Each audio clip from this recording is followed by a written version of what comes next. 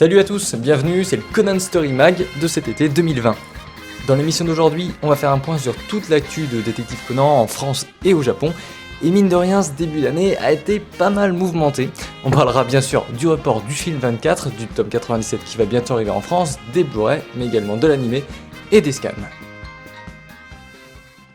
On commence donc par le film 24, La Balle écarlate. Ce film qui s'annonçait vraiment comme l'événement de l'année autour de la famille Akai avec une hype de dingue.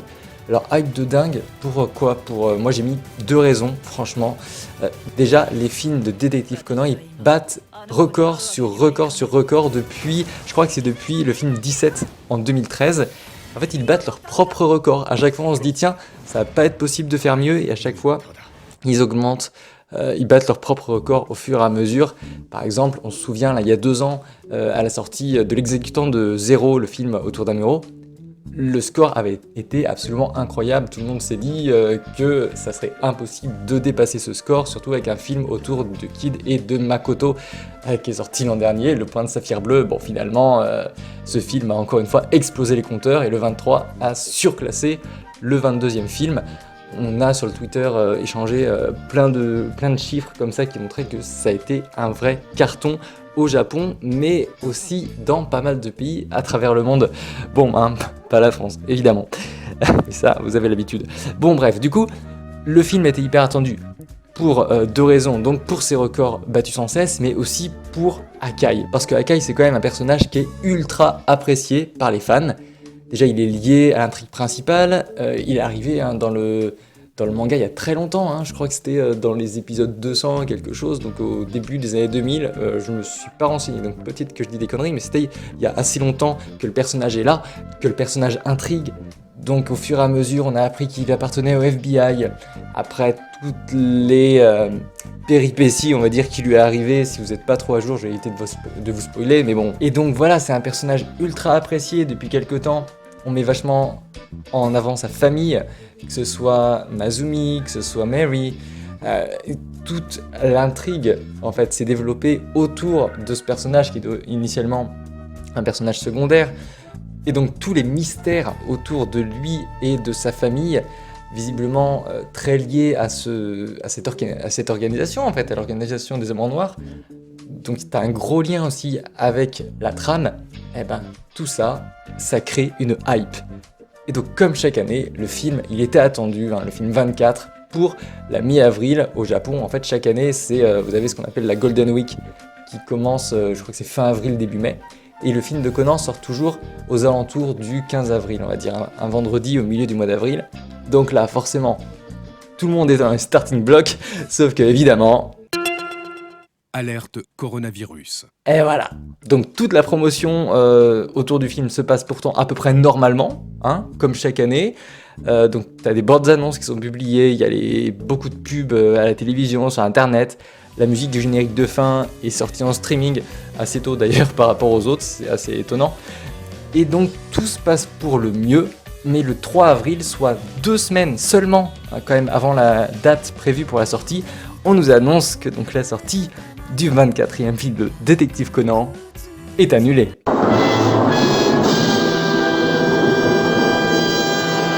En vérité, à ce moment-là, on nous annonce juste que le film est reporté à une date ultérieure, mais on ne nous en précise pas davantage. On évoque par-ci par-là les mois de juin, on se dit peut-être que le virus se sera calmé, que on pourra réouvrir les salles de cinéma à Tokyo, enfin dans le Japon de manière générale, et que le film pourra sortir en juin. Bien sûr que non. Éventuellement, septembre, aussi aux alentours de septembre, je sais plus si c'est septembre-octobre, il y a ce qu'on appelle la Silver Week. Voilà, c'était des périodes où on se disait, tiens, le film pourrait sortir cet été ou pour la rentrée. Mais finalement, 2 mois plus tard, donc début juin, on nous a annoncé que le film de cette année était purement et simplement reporté à l'an prochain, avril 2021.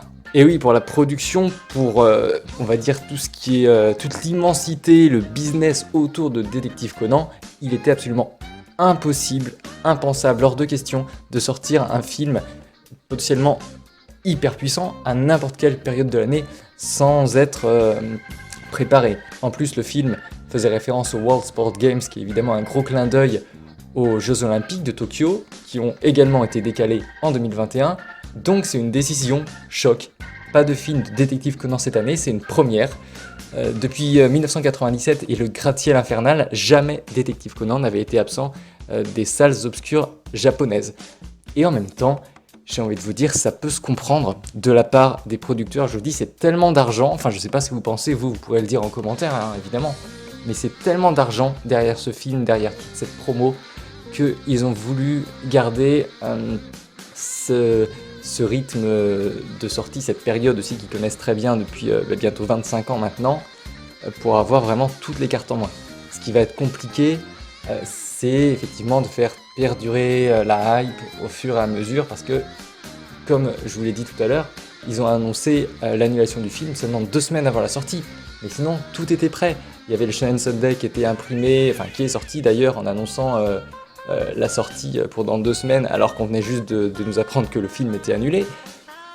Donc la question c'est comment vont-ils faire à la fin de cette année et début de la semaine prochaine pour refaire une hype, alors qu'on connaît déjà la trame principale de l'histoire. Peut-être qu'ils vont refaire une autre bande-annonce, on ne sait pas, peut-être même qu'ils vont modifier le film, éventuellement rajouter des choses, dans quel intérêt aussi, donc on ne sait pas, il y a énormément de questions qui se posent autour de ce film. Bon, en tout cas, on ne saura ça évidemment que donc vers avril 2021, certainement aux alentours du 18-19, hein, donc ce sera un vendredi au milieu du mois d'avril. Et avril, ça marque vraiment, là je parle d'avril de cette année, hein, avril 2020, un vrai coup d'arrêt pour Conan de manière générale. Donc hormis le film, il y a l'animé bien sûr, il y avait 2 épisodes de l'animé qui étaient déjà prévus, donc 975 et 976, et donc dans cela, donc le 975 était censé être ce qu'on appelle un préquel au film. C'est-à-dire que ce qui se passe depuis quelques années, donc soit ils rediffusent un épisode, on va dire, lié au film qui va sortir. Par exemple, l'an dernier, ils avaient rediffusé les épisodes Kid contre Makoto juste avant la sortie du film. Et bien là, c'est pareil. Ils avaient décidé directement de faire un épisode Filer autour, lié plus ou moins directement au film qui allait sortir. Par exemple, il y a 2 ans, c'était une histoire. Alors, je crois que le titre c'était les gâteaux ont fondu. Donc c'était une sombre enquête dans le café Poirot sur les gâteaux qui fondaient, et à la fin il faisait un clin d'œil sur le film 22. Bon voilà, cet épisode du coup a été supprimé parce qu'il était hors de question d'évoquer ce film qui finalement n'allait pas sortir. Et l'épisode suivant, dont on pensait qu'il allait quand même être diffusé, a été annulé également. Ce qui s'explique notamment par le doublage, hein, en partie, qui a été suspendu, bon, même si ces épisodes devaient avoir été doublés depuis un certain temps maintenant. Mais voilà, il y a eu le doublage qui a été suspendu, notamment beaucoup de restrictions au Japon aussi. Donc pendant plusieurs semaines, ce qui s'en est suivi, c'est des épisodes remasterisés. Alors remasterisés, en fait, c'est des rediffusions d'épisodes plus ou moins anciens, dans une meilleure qualité. Et les inédits n'ont repris que le samedi 4 juillet, avec le 975, le nouveau 975, j'ai envie de vous dire, avec un épisode Filer, suivi ensuite d'une rediff. Là, il y a eu le 18 juillet un nouvel épisode aussi, la semaine suivante un Filer. Et on voit qu'ils alternent, qu'ils savent pas trop s'ils peuvent mettre des inédits ou pas, mais en même temps on met des Filers parce qu'on veut pas mettre de gros épisodes de qualité entre guillemets, hein. On attend par exemple l'épisode Kid contre Eiji, qui je crois a déjà été doublé d'ailleurs, hein. Et donc forcément il ne faut pas les mettre en plein été, certainement au début septembre. Et d'ailleurs en ce qui concerne la diffusion en France, donc si ADN a publié l'épisode 975 2 jours après, donc le lundi à 12h30 comme d'habitude, sur G1, eux ils ont souhaité attendre une semaine. Ils ont souhaité attendre une semaine pour diffuser l'épisode et pour qu'il n'y ait pas de coupure ensuite après avec un remaster. Sauf que pas de bol, hein, il y en a eu un deuxième. Donc, si vous voulez suivre les épisodes, même si c'est de manière un peu épisodique, vous pouvez retrouver là je crois que c'est plus de 100 derniers épisodes sur ADN. Et sur G1, c'est tous les vendredis, à 18h30 vous avez une rediff et 18h55 un inédit. Et pour l'animé, toujours, hein, je vous le dis en passant, il y aura un nouvel ending, accrochez-vous bien, 62e quand même, avec le groupe All At Once qui interprétera le titre Oshiai, hein, certainement que je prononce très bien, j'en suis sûr, et en tout cas ce sera à partir de l'épisode qui sera diffusé le 1er août. Le titre, donc c'est un mot qui fait référence à Tanabata, et il signifie que vous avez beau penser à l'autre, à l'être aimé, vous n'arrivez pas à vous rencontrer, et là tout de suite évidemment on se doute que l'ending ce sera Ran assise seule sur un banc qui va rêver de Shinichi, c'est tellement original quand même. Alors que pour l'instant, l'opening, lui, ça reste Makanalypt de Once. Alors je sais que cet opening a énormément divisé, avec l'utilisation notamment de la CGI qui est assez troublante. Mais à part ça, honnêtement, moi je vous dis je l'aime bien, parce qu'au moins ça change. L'omniprésence des planches du manga, je trouve ça hyper sympa, et il y a un clin d'œil évidemment à un vieil opening culte, et moi j'ai trouvé ça vachement cool.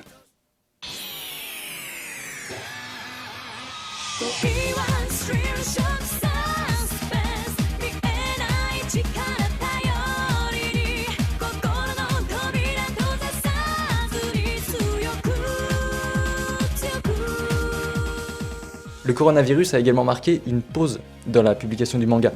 Déjà en France, le tome 97 était prévu en août, mais il a été décalé en octobre, précisément au 23 octobre 2020, donc on aura enfin le tome 97 en France.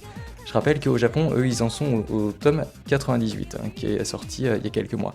Et au Japon, le Shonen Sunday a également été impacté par la crise sanitaire, ce qui fait qu'au lieu de sortir toutes les semaines, le magazine ne sortait plus que toutes les 2 semaines. Et pendant ce temps, à la place de Conan, c'était le spin-off Wild Police Story qui était publié. D'ailleurs, je vous le dis, j'adore ce spin-off, je l'attends en France, vraiment, si Kana nous écoute, s'il vous plaît, mais publiez-le. C'est, donc je vous le rappelle, centré autour de l'histoire de l'académie de police. Donc on retrouve Amuro, on retrouve Matsuda, vous savez, l'ancien petit ami de Sato, qui était dans l'épisode 325, je crois, on ne l'a vu qu'une seule fois, et il le ressort 600 épisodes plus tard. Agiwara, etc. Franchement, c'est une bouffée d'air frais. C'est vraiment cool, ça change totalement de Zero Naughty Time, qui est le spin-off sur Amuro, où on voit qu'en fait il a un chat, et enfin voilà, c'est vraiment des histoires nulles à chier, je vous le dis. Enfin franchement, Zero Naughty Time, allez-y, par curiosité, allez lire, mais moi je vous le dis, c'est mon avis personnel, vous avez le droit de pas être d'accord. Vous pouvez le dire bien sûr, mais je trouve que Zero Naughty Time est inintéressant au plus haut point. Mais White Police Story, par contre, moi perso, j'accroche. Après, évidemment, chacun ses goûts. N'hésitez pas aussi à dire dans les commentaires ce que vous en pensez, vous. Et encore une fois, coucou Kana. Voilà, White Police Story, ça peut être pas mal. Il va pas y avoir énormément de tomes. Donc voilà, coucou. Conan est ensuite enfin revenu, le 1er juillet, dans le Shonen Sunday, avec une sombre affaire de papier toilette. Une affaire en 3 chapitres avec Yoko Okino et Wakita rapidement bouclés, qui se termine sur cette image d'Amuro regardant une photo de Rumi sur son téléphone. Il est important à noter quand même que le manga ne marquera une pause exceptionnelle que d'une seule semaine, vu qu'il sera interrompu par justement un chapitre de Zero Naughty Time, et il sera de retour le 5 août pour le file 1058, et une affaire qui se devra d'être exceptionnelle. Alors pourquoi je dis exceptionnel ? Parce qu'à partir du file suivant, qui sera du coup le 1059 publié, je pense que ça sera le 19 août si je ne dis pas de bêtises, eh bien les chapitres publiés correspondront avec un tome qui lui est déjà mythique depuis des années, un tome qu'on ne pensait même jamais atteindre, le tome 100. Évidemment, tout le monde s'attend à quelque chose d'énorme pour ce 100e volume, notamment la révélation de l'identité de Rome. Il faut dire qu'il serait temps, parce que la première mention de Rome date quand même du tome 85, qui est sorti en 2014. Alors vous, attendez-vous des choses particulières de ce tome 100 ? Est-ce que vous pensez qu'il y aura quelque chose que Gosho et les éditeurs sont, entre guillemets, obligés de créer les vêtements autour de ce 100e tome ? C'est à débattre, n'hésitez pas à dire votre avis. Moi je pense que, en tout cas, Rome, il est temps là. Il est temps de dire qui c'est, il est temps de faire avancer l'histoire, même si je pense qu'il y a quand même un léger souci ou un léger contretemps. Depuis quelques années, il y a dans les films un clin d'œil à l'intrigue principale. Et je pense, j'en sais absolument rien, mais je pense que l'un de ces petits clins d'œil dans le film devait faire référence justement éventuellement permettre d'avancer sur la trame principale. Donc on va voir ce qui va se passer. Mais voilà, je pense qu'il y aura aussi un lien avec la famille Akai dans ce tome-là, dans le tome 100. Moi en tout cas, je l'attends et je suis excité de ouf. Pour revenir au film, vous savez désormais que le 24 sortira au Japon l'an prochain. Mais les films 1 à 22, eux, ils sont tous sortis enfin en France, avec les 2 spéciaux, dans ces fameux DVD Blu-ray de chez Black Box, dont on a beaucoup entendu parler. Pour ceux qui critiquaient le prix, alors à juste titre, on peut revenir rapidement là-dessus. C'est vrai que Black Box au début avait fait énormément d'annonces, un coffret à 69 €, je crois que c'était ça, avec les 22 films, les plus de spéciaux, donc 24, et un doublage en français. Finalement, ça s'est transformé en des unitaires à 20 balles. Donc, ouais, c'est sûr que Black Box a énormément déçu. Mais après, il faut reconnaître un truc quand même, c'est que même s'il n'y a pas de VF, même si c'est à l'unité, le produit en soi, bon, il est basique, il est simple, mais il est bon quoi. Les films sont de très bonne qualité, donc en HD, très bon son, les sous-titres sont très bons aussi. Donc voilà. Après, il y a le site Anime Store, et ça, il faut absolument que je vous le dise si vous n'êtes pas encore au courant, qui a baissé, tout simplement divisé par 2, le prix des films. Normalement, il est à 19,95 je crois, et ils les ont passés au prix de 9,95 le film. Donc le prix est divisé par 2. Je sais pas combien de temps ça va durer, mais si vous aviez envie de vous prendre des films, que vous vous disiez c'est trop cher, bon évidemment ça reste forcément plus de 240 € les 24 films, mais encore une fois vous n'êtes pas obligé de tous les acheter, et c'est quand même moitié prix. Donc si on résume toutes les infos qu'on a, le film 24 est reporté pour une sortie au Japon en avril 2021. Alors pour ceux qui demandent en France tout de suite, alors il n'y a plus de team autour de Conan, mais il y avait la team Shinsekai qui avait fansubé le dernier film, le film 23. Donc on n'aura peut-être pas le film en version légale en France, mais on risque, j'espère en tout cas, qu'on aura le film 24 en version sous-titrée française, ça serait cool, mais ce sera pas avant octobre, novembre au plus tôt. Et si jamais il y en a un, encore une fois, on n'est pas sûr d'avoir une version sous-titrée de ce film-là. C'est juste que je prends les devants parce que je sais très bien que j'aurai forcément la question. Donc je vous y réponds tout de suite. Si jamais le film 24 sort en version sous-titrée, ça sera pas avant octobre, novembre, et ça sera certainement illégal. Voilà. Le tome 97 lui sortira en France chez Kana le 23 octobre. Ne manquez pas d'ailleurs parce que dans ce tome, on retrouve Serra, on retrouve Okiya, Wakita, on retrouve aussi Aibara, et il me semble que j'oublie quelqu'un, mais on retrouve du lourd, et donc franchement c'est important. C'est pour ça aussi, je vous parlais tout à l'heure du tome 100, on sent que depuis quand même quelques chapitres, ça monte au fur et à mesure, ça se rapproche d'une résolution, on va dire, d'une résolution d'intrigue. Au Japon, donc, les chapitres reviennent dès le mois d'août, Conan va attaquer le 100e tome. Les inédits de l'anime, je vous le disais, sont toujours diffusés en version sous-titrée. Tous les lundis, c'est dispo dès 12h30 sur la plateforme ADN, et le vendredi suivant sur J1 à 18h55, précédé d'une rediffusion à 18h30. Il y a un nouvel ending le 1er août, et donc les films, je vous le disais, sont disponibles sur Anime Store à moins de 10 €. Voilà, je pense que ça englobe bien maintenant tout ce que je voulais vous dire sur l'actualité de Détective Conan. N'hésitez pas, si vous avez des remarques, des commentaires ou des questions, à les mettre sous cette vidéo ou sur notre compte Twitter, le compte Twitter Conan Story. On est aussi présent, bon pas énormément, mais un petit peu sur Facebook, DC France Conan Story, et sur Instagram. Insta, je crois que c'est Conan Story FR, si je ne dis pas de bêtises. N'oubliez pas aussi que, vu qu'on a créé une nouvelle chaîne YouTube, vu que l'autre a été fermée par YouTube par rapport aux droits, merci la TMS, j'ai republié l'interview de Marilyn Landerwen, qui a été la voix française de Ran et Mitsuko dans l'anime. Donc si ça vous intéresse, n'hésitez pas à aller faire un tour. Bon, en tout cas, je vous remercie d'avoir suivi cette vidéo. À bientôt, même à tout de suite sur les réseaux. A plus.